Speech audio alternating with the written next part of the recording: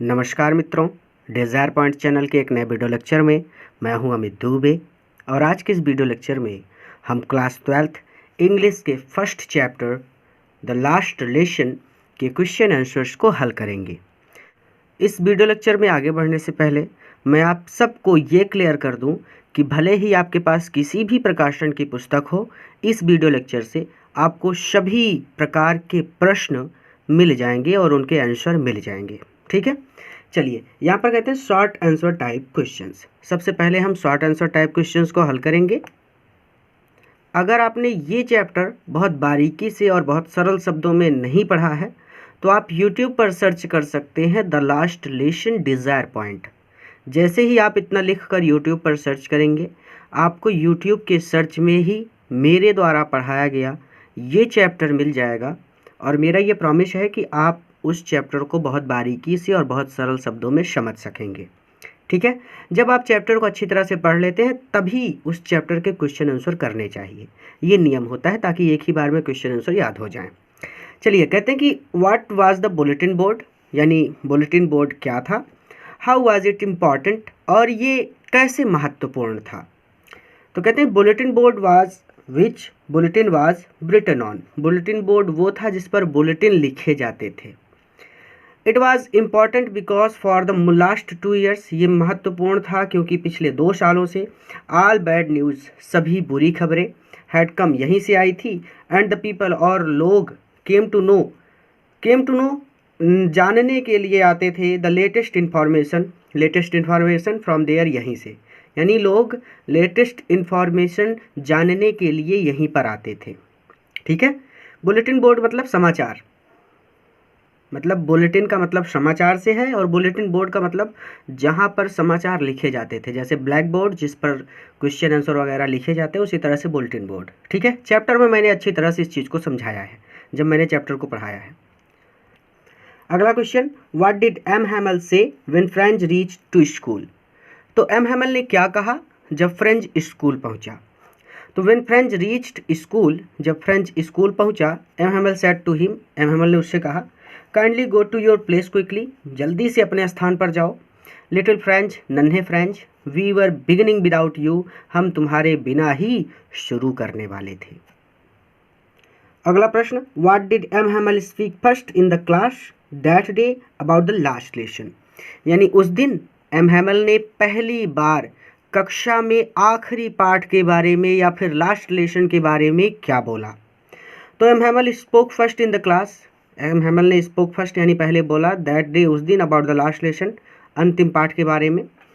My children, मेरे बच्चों, this is the last lesson, ये अंतिम पाठ है। आई शैल गिव यू, जो मैं आपको पढ़ाऊँगा। The order has come from Berlin, Berlin से आदेश आ गए हैं, टू टीच, पढ़ाने के लिए, ओनली जर्मन, केवल जर्मन भाषा, in the school of Alsace and Lorraine, Alsace और लॉरेन के स्कूलों में। क्लियर है।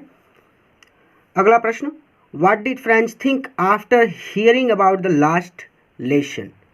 तो आखिरी पाठ के बारे में सुनने के बाद फ्रेंच ने क्या सोचा।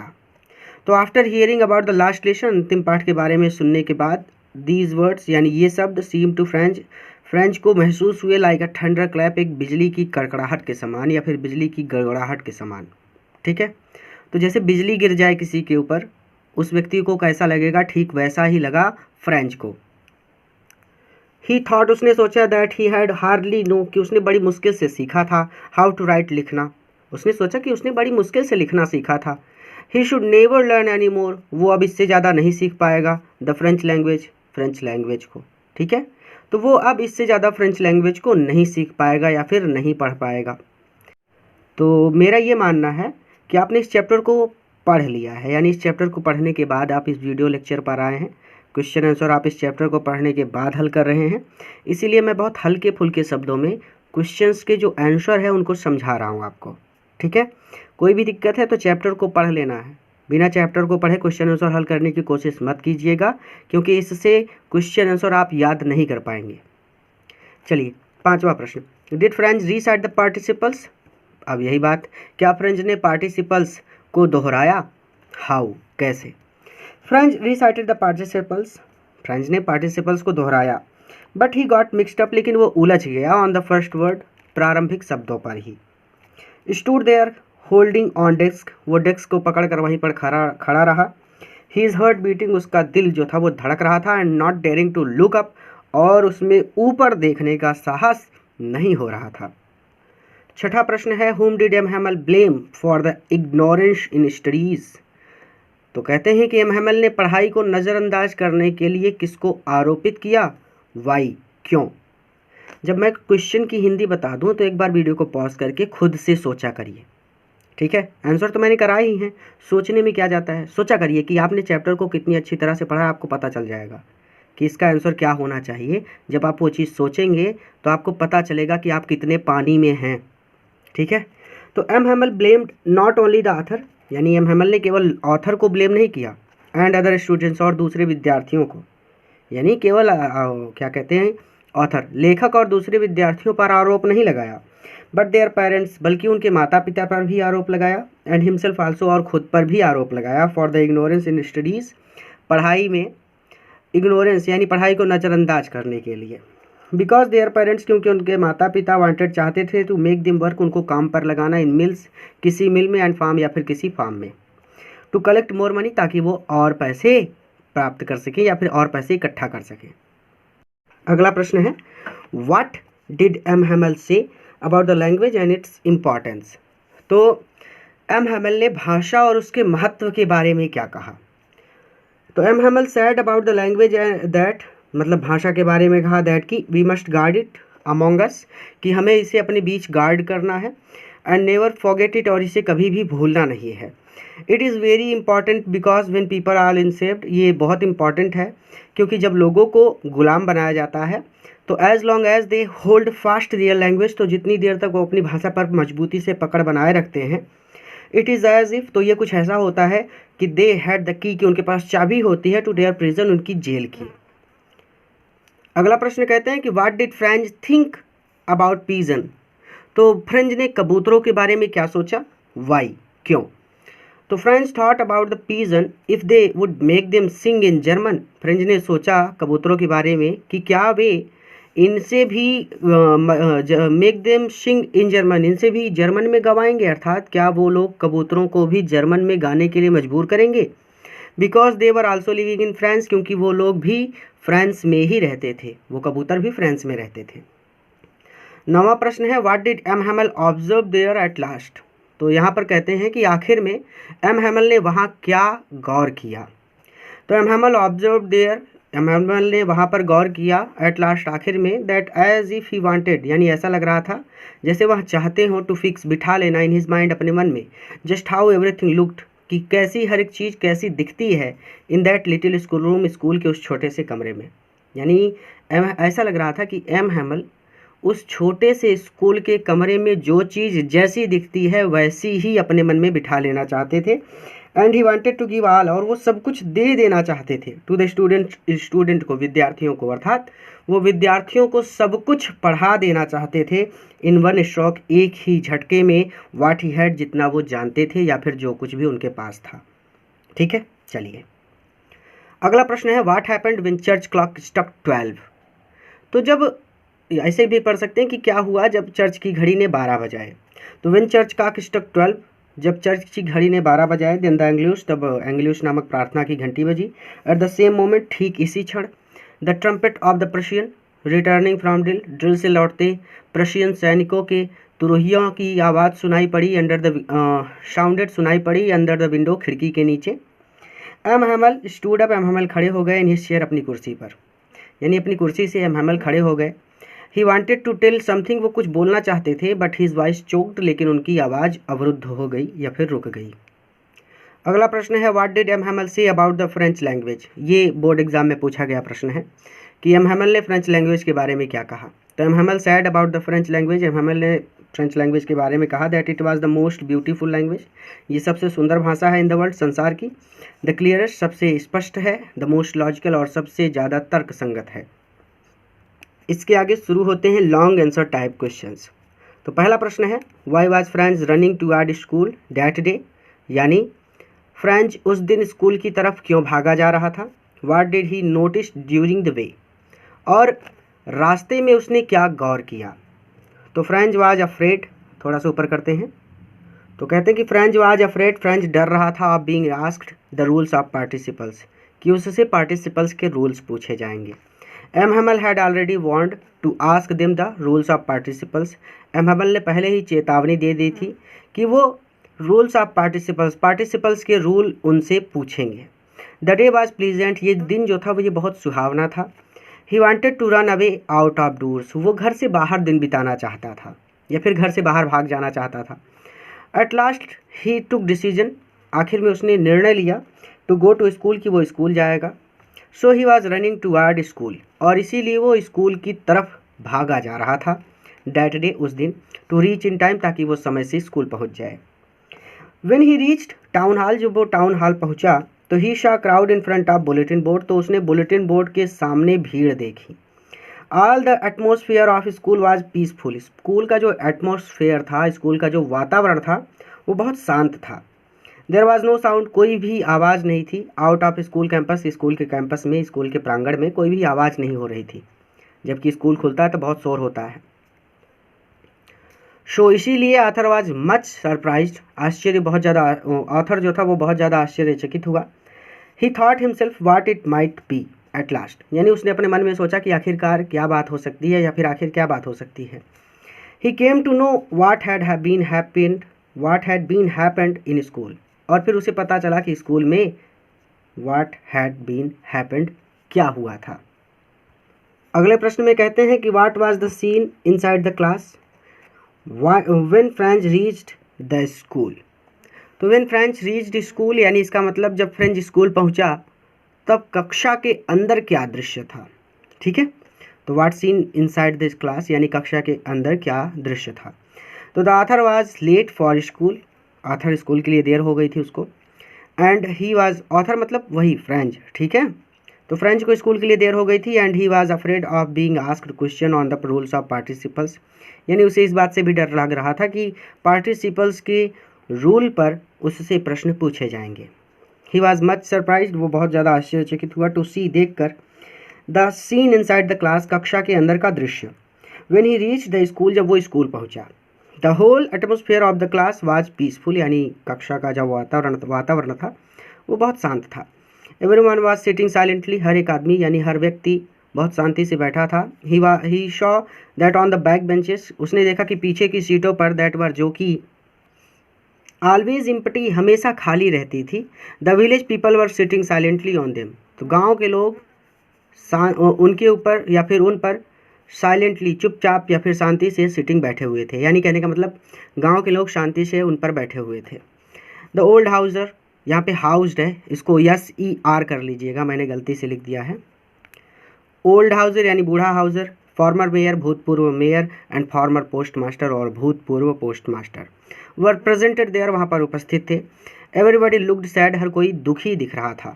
ओल्ड हाउसर हैड ब्रॉट मतलब लेकर आया था, एन ओल्ड प्राइमर, एक पुरानी बाल पुस्तक, थम्ड एट एजेस, उसके किनारों पर अंगूठों के निशान थे। And he held it open, और इसे खोलकर उसने रखा था, ऑन हिज नीज, अपने घुटनों पर, विथ हिज ग्रेट स्पेकल्स, और उसके जो चश्मे थे, लेइंग अक्रॉस द पेजेस, वो पृष्ठों के ऊपर पड़े थे।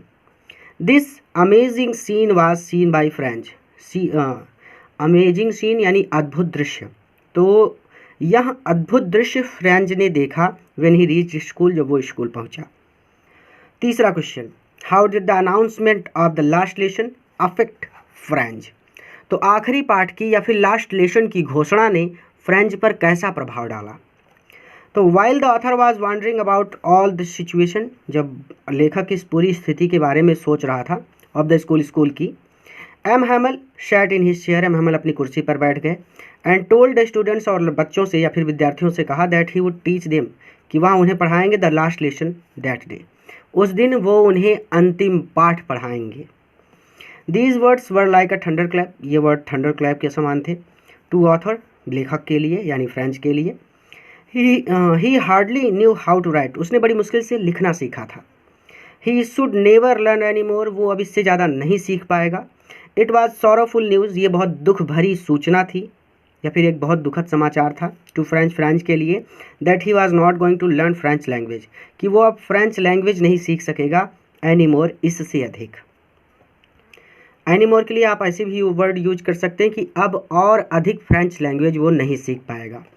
ही thought how he had spent a long life, उसने सोचा कि कैसे उसने एक लंबा जीवन व्यतीत किया है इन दैट स्कूल, इस स्कूल में। He would be much upset, वो बहुत दुखी था टेकिंग दैट बैड न्यूज, इस बुरी न्यूज़ को सुनकर।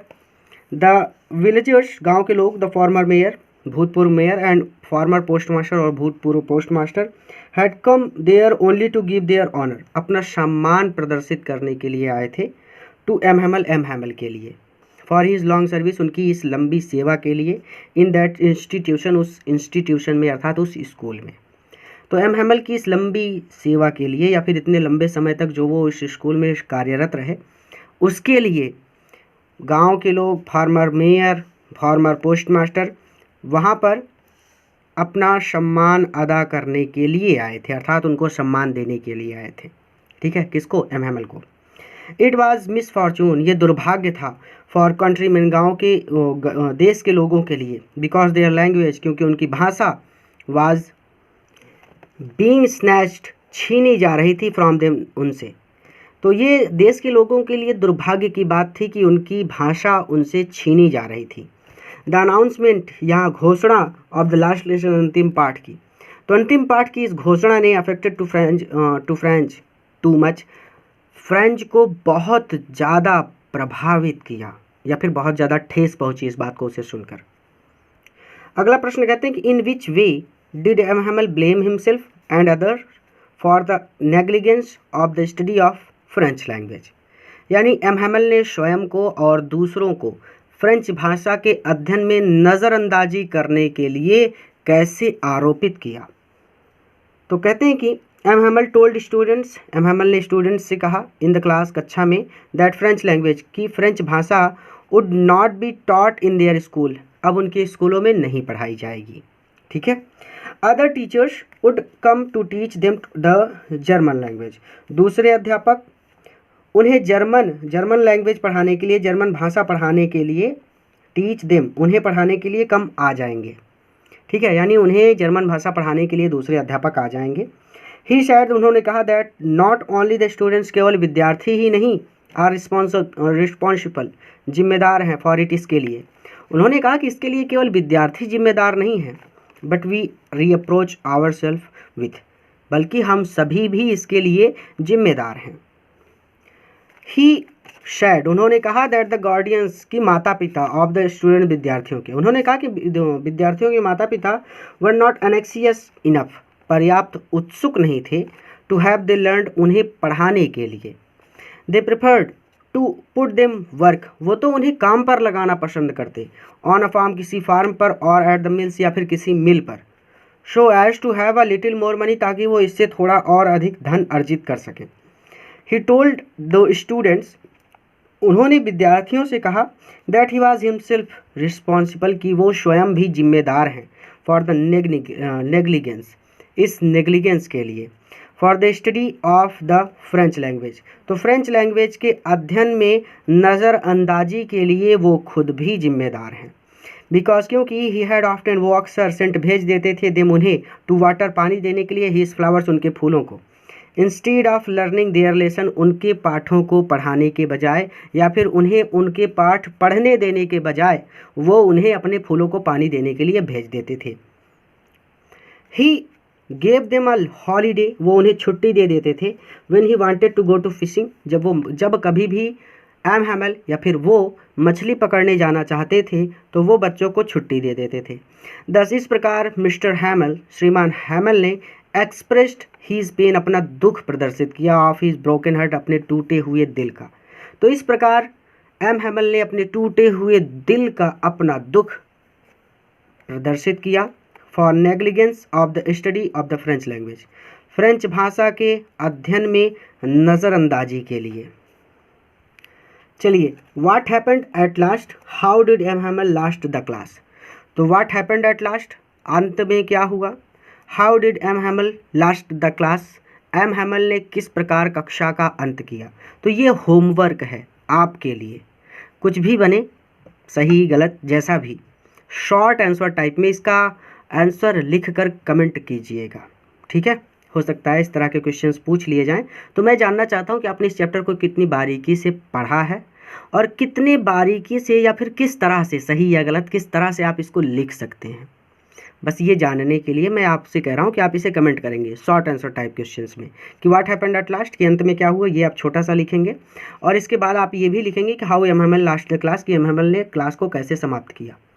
ज़्यादा से ज़्यादा 20-25 वर्ड में इसका आंसर लिखकर कमेंट कीजिएगा, मैं देख लूँगा। ठीक है, और अगर आपको नहीं पता तो नीचे कमेंट बॉक्स में जाकर आप देखिए, किसी न किसी बच्चे ने ज़रूर कमेंट किया होगा। ठीक है, चलिए लॉन्ग आंसर टाइप में हम इसको हल करा दे रहे हैं कि जब M Hamel was sitting in the class, जब एमएमएल क्लास में बैठे थे, and talking to the students, और बच्चों से बात कर रहे थे about the French language, French भाषा के बारे में। द चर्च क्लॉक स्ट्रक 12, तो चर्च की घड़ी में 12 बज गए। एंड एंग्लूश, और फिर एंजलूश नामक प्रार्थना की घंटी बजी। एट द सेम मोमेंट, ठीक इसी क्षण, द ट्रम्पेट, तुरहियाँ सुनाई पड़ी ऑफ द प्रशियन, प्रशिया के सैनिकों की, रिटर्निंग फ्रॉम ड्रिल, जो ड्रिल से लौट रहे थे। साउंडेड मतलब सुनाई पड़ी। ठीक है, ये मैंने पहले ही बोल दिया था। अंडर द विंडो, खिड़की के नीचे। एमएमएल स्टूड अप, एमएमएल खड़े हो गए, इन हिज चेयर, अपनी कुर्सी से। He was grave and serious, वो गंभीर थे। ग्रेव एंड सीरियस मतलब वो सीधा सीधा वो गंभीर थे। At last he brought some words, at last अंत में, ही ब्रॉट उन्होंने लिखे, सम वर्ड्स कुछ शब्द, on the black board, black board पर, विथ चाक, चाक से, स्ट्रांगली पूरी ताकत से, एंड वेरी लार्ज, और बहुत वेरी लार्ज फॉर्म यानी बहुत बड़े बड़े अक्षरों में, ऑफ वर्ड्स यानी वही बहुत बड़े बड़े अक्षरों में। ठीक है, दीज वर्ड्स वर, ये शब्द थे, वाइब ला फ्रांस यानी फ्रांस जिंदाबाद। आफ्टर दैट, इसके बाद, ही स्टॉप्ड, वो रुक गए, and leaned his head against the wall, और दीवार के सहारे अपना सिर झुका लिया। एंड विदाउट अ वर्ड, और बिना एक भी शब्द बोले, बिना एक भी शब्द बोले, ही मेड अ गीजर, उन्होंने इशारा किया, टू द स्टूडेंट्स, बच्चों को या फिर विद्यार्थियों को, विथ हिज हैंड, अपने हाथ से। स्कूल इज डिसमिस्ड, स्कूल की छुट्टी हो गई। यू मे गो, आप जा सकते हैं। दस, इस प्रकार एमएमएल लास्टेड द क्लास, इस प्रकार एमएमएल ने क्लास का लास्ट किया, अर्थात क्लास का समापन किया, या फिर इस प्रकार एमएमएल ने कक्षा का अंत किया। With his deep mental agony, deep mental agony का मतलब होता है गहरी मानसिक पीड़ा। ठीक है, तो विथ हीज डीप मेंटल अगोनी मतलब अपनी गहरी मानसिक पीड़ा के साथ। तो इस तरह से ये चैप्टर कंप्लीट होता है। इसका क्वेश्चन आंसर हमने हल कर लिया। अब इसके आगे के चैप्टर्स का अध्ययन हम किसी नए वीडियो लेक्चर में करेंगे। कक्षा 12 की हिंदी और इंग्लिश, ये दोनों चीज़ें आपको रेगुलर इनकी क्लासेस मिलती रहेंगी। और अगर ईश्वर ने साथ दिया तो मैं कैमरा ख़रीद लूँगा, और अगर मैंने कैमरा ख़रीद लिया तो क्लास 12th की फ़िज़िक्स की क्लासेस भी स्टार्ट हो जाएंगी। ठीक है, तो पूरा वीडियो देखने के लिए धन्यवाद। इस वीडियो को अपने मित्रों के साथ भी ज़रूर शेयर कीजिएगा ताकि वो भी इससे लाभ ले सके। एक मक्खी बहुत परेशान कर रही है, आज चल रहा हूँ, इससे फीस लेनी है। चलिए किसी नए वीडियो लेक्चर में किसी नए चैप्टर के साथ मैं आपसे फिर से मिलूँगा।